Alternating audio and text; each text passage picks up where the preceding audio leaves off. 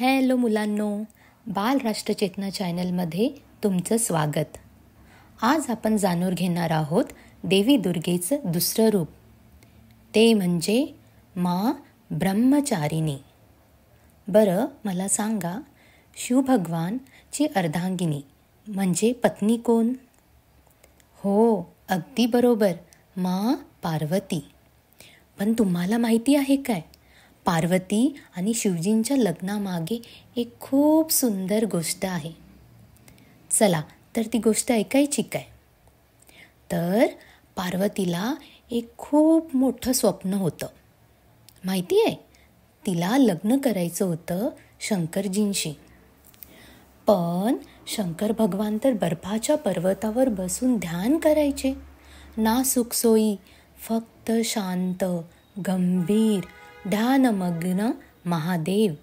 सगळे म्हणायचे, अरे पार्वती शंकरांचं मन कसं जिंकेल बरं?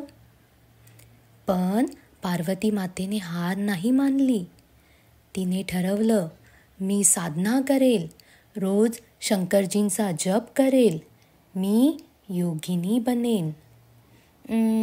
योगिनी म्हणजे जी साधीपणाने, संयमाने आणि भक्तीने जीवन जगते ती योगिनी. मग काय, पार्वती मातेने राजवाडा सोडला, दागिने काढले, मऊ कपड्यांच्या ऐवजी साधे पांढरे वस्त्र घातले, स्वादिष्ट जेवण सोडलं आणि फक्त फळभाज्या खायला लागली. कधी कधी तर काहीच नाही खायची. ती रोज ध्यान करायची, रोज म्हणायची, ओम नमः शिवाय. असं करत करत अनेक वर्ष गेली. पण पार्वती माता थकली नाही, त्यांनी हार नाही मानली. तिच्या भक्तीने सारे देव आश्चर्यचकित झाले.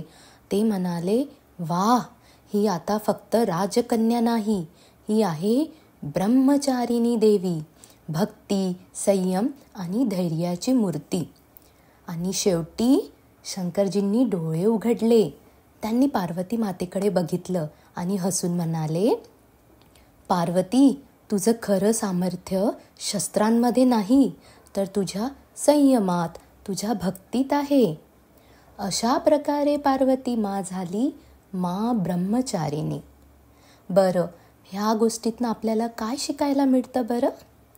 जर आपल्याला मोठ्या गोष्टी साध्य करायच्या असतील तर आपल्याला संयम, डेडिकेशन आणि हार्डवर्कची खूप गरज असते.